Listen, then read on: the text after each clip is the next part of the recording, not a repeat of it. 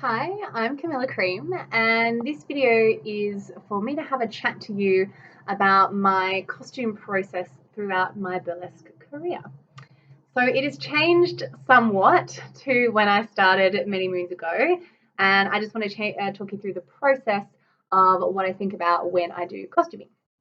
So to start with, when I first fell into burlesque, I didn't know if this was something that I wanted to pursue long term. So I just thought, you know what, I'll just create some things on my own and see how I go. So I did a lot of eBay shopping and amending those kind of costumes and things. I did a lot of op shopping.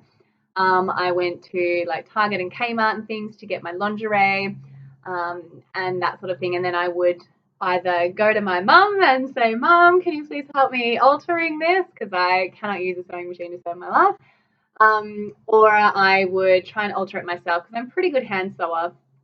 And then I would add my appliques and trims and rhinestones and things like that. So a little example, I guess, of one of those pieces is this bra here. Now, this one actually is probably not from when I very first started. I don't think I have anything of those left, but this was actually a pleasure state bra. So, I went up in the world and bought something that was a little bit more quality. I did pick it because I thought it had a high quality fabric, it had nice support, and I really liked the look of it. I think it was probably part of their wedding section or something. And then I just went ahead and went onto eBay. If I knew about AliExpress at that point, I probably would have too. And then I got things like the trim. Now, if you can see at the top, it's a claw set rhinestone, which does mean you've got to be careful with that sort of thing because it does catch on other fabrics, especially if you have a delicate fabric. You don't want to put that on top of a claw set rhinestone. But this particular piece, I had the bra, I had knickers that went with it, and I had my white fans, and I danced with that, and then I just took the bra off for pasties, and that was it. So I didn't have anything on top of that one. These beads, I think, are probably from like a $2 shop or a costume shop or something, and I've just sewn them on there. Was when I started thinking, oh yeah, I've got to put more bling and more things hanging. So that's from sort of the early days, I guess.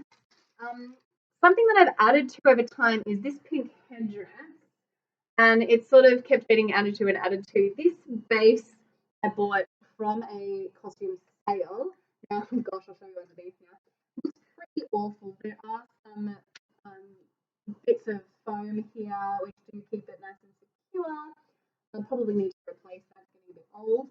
But essentially, it's just a plastic helmet with the backing, and then I changed everything. I think it was red and gold, but I wanted it to be pink.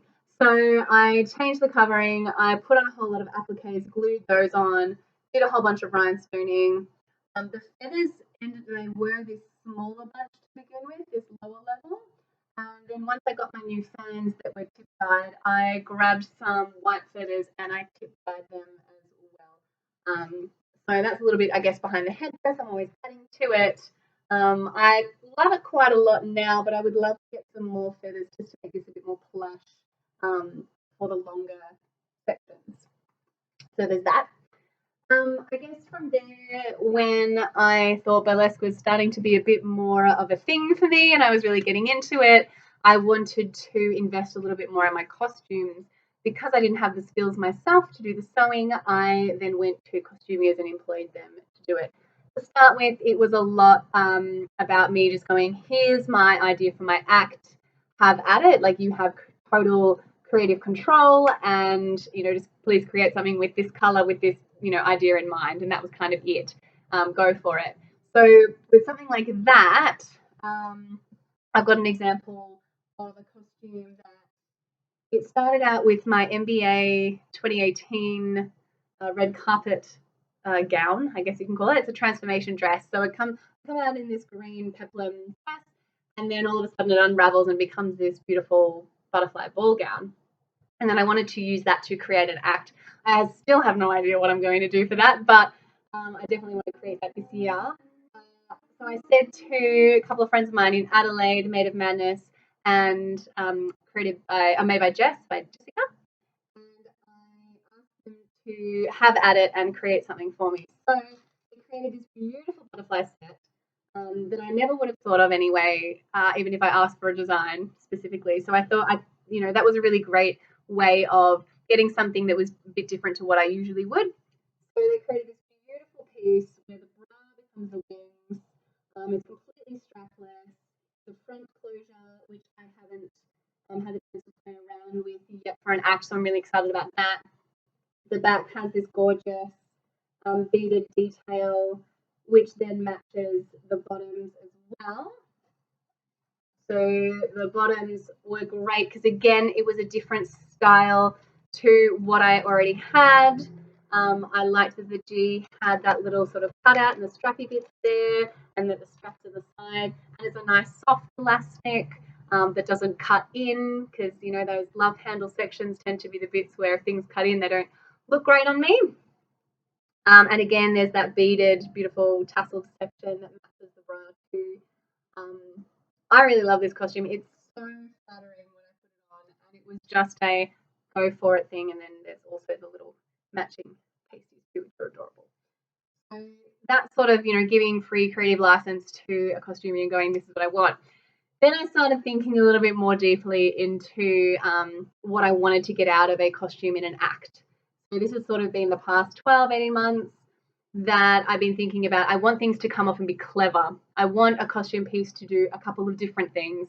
I want this costume to be used in many different acts, so that I'm not just buying a costume for every single act that I have. I wanted it to be a bit more reusable and really get my money's worth out of it. So this cape that I'm wearing has this beautiful neck piece. And if I take it from the sides, there's the edges of the cape have little loops for my fingers, if you can see that there. But they also have pops. They have press studs. So those press studs attach to the bra that matches this. I might have to push this up now and I can show you. So those press studs matched press studs that were on the bra here. So I could have my costume sit like this, or I could cross them over, which I liked to do, and have them sitting like this so it covered a little bit more. But I also spoke, because this is a shimmery couture piece, and the whole costume is, and we talked about being a bit more versatile. So she then altered this so that I can turn it around and actually create it as a dress. So there's a little opening at the front, but these closures, these snaps at the back, then matched snaps at the back of my bra. So then I could wear it as a dress this way rather than the other way. So I thought that was a really interesting and creative way of doing that. And that really got me thinking of other ways that I could possibly think about costume cleverness. Now I can't get this off. All right.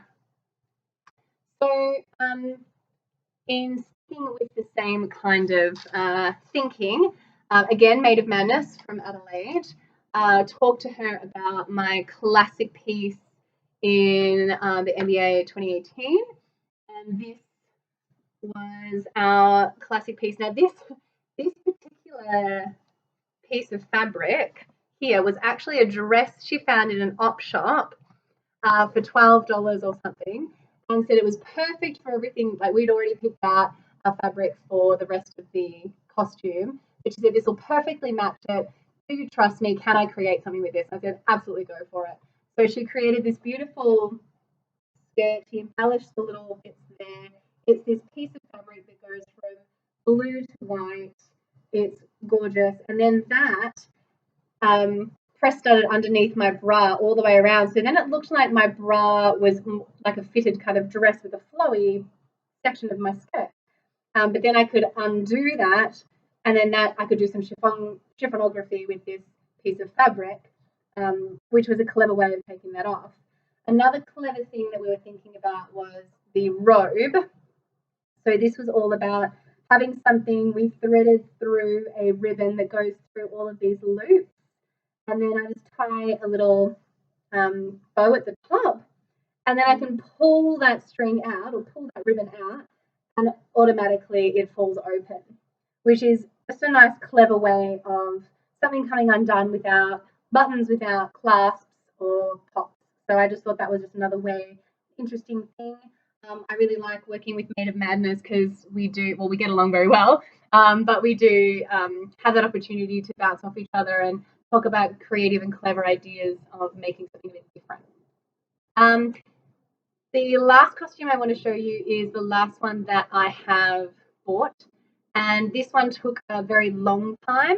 This is a Shimmery Couture costume, and we had a really big design session where I was there for about an hour and a half, I think maybe 2 hours the first time initially, just talking about the costume, talking about the ideas I had, the aesthetic that I wanted. And this one was really big on aesthetic. I wanted a certain look. I wanted it to be all about shape. I wanted it just to be really simple. I just wanted it to be a super expensive looking fabric. I wanted velvet. So we went for a midnight blue, gorgeous velvet. And I just wanted to have that beautiful hourglass shape. And I wanted the mermaid tail of a skirt. And I wanted it to be big. And we initially were thinking about a giant hat as well, but that didn't really go with evening wear.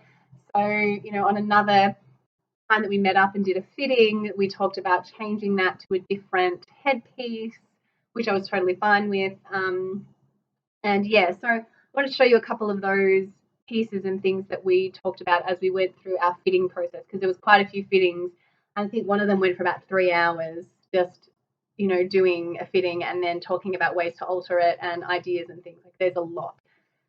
So I guess this piece is one of my favorites. It's this gorgeous sequined fabric, and this corset is almost like it is glued. The sequins are glued onto me. It is so fitted. It's so beautiful.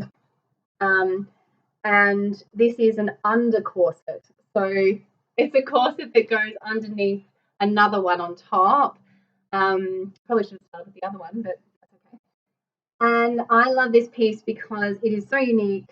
Many people have a corset like this in their act, which is great. I love the pattern. I think it's just so beautiful. I love the back, that it almost looks like a bit of a corset with the netting on the back there, the crisscrossing there.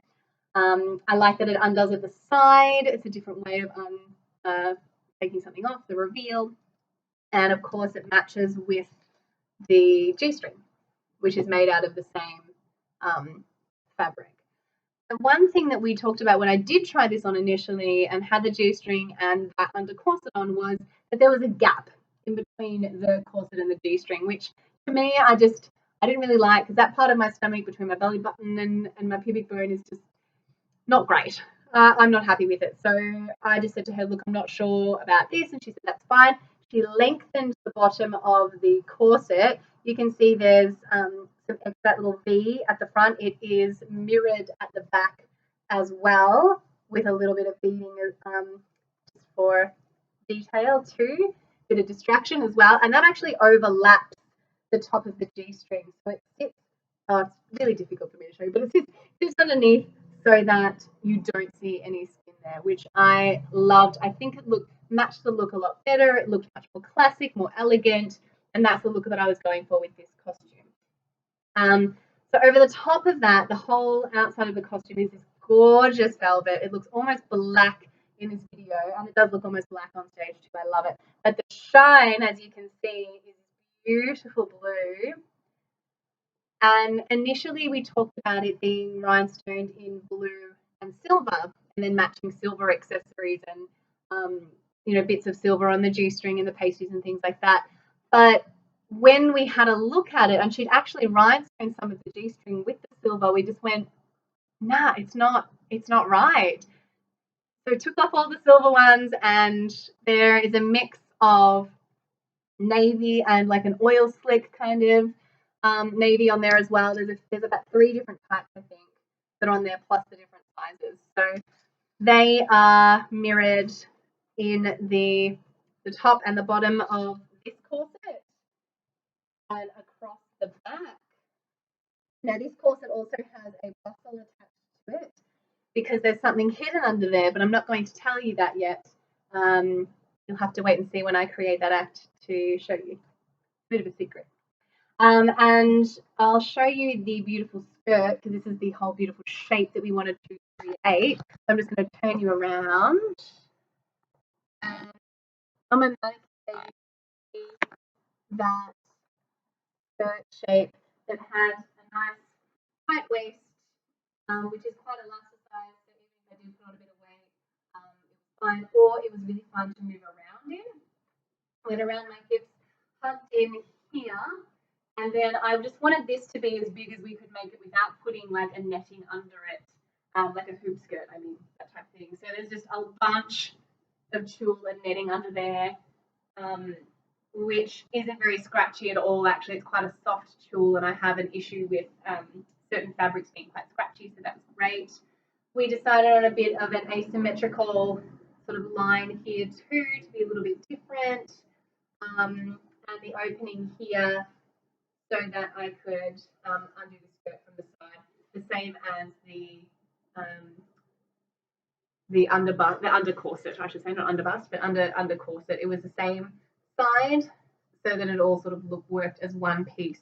So I could just wear that as one piece, and that the corset goes underneath the skirt, or as the whole look. It all worked. Same with the gloves.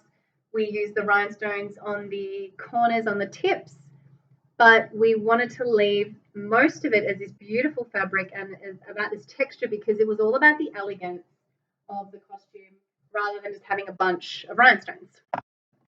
I'll turn you back now. Yeah, so I guess that's my process of costuming from when I started burlesque about 6 or 7 years ago to today. And I'm always trying to think and grow and think of new ways to use my costuming really effectively and cleverly in my acts. I think that's what makes a really interesting performer on stage. It's what I really like seeing on stage.